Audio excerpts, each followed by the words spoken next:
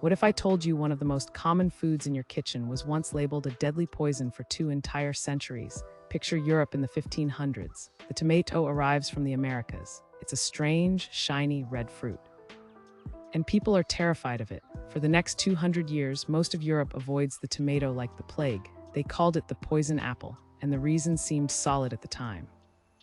Wealthy, aristocratic people would eat these fancy new fruits and then they'd get sick and sometimes even die.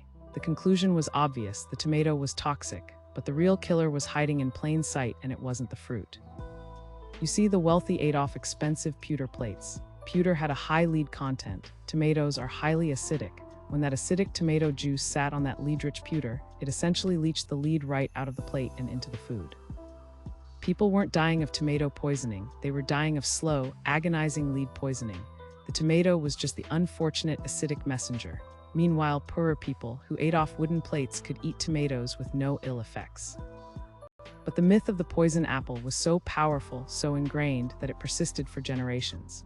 It wasn't until the 1800s, with the rise of canning and a brave few publicly demonstrating its safety, that the tomato finally shed its deadly reputation and went on to become the kitchen staple we know today. All because of a tragic case of mistaken identity and some very dangerous dinnerware. What's the strangest food myth you've ever heard? Drop it in the comments.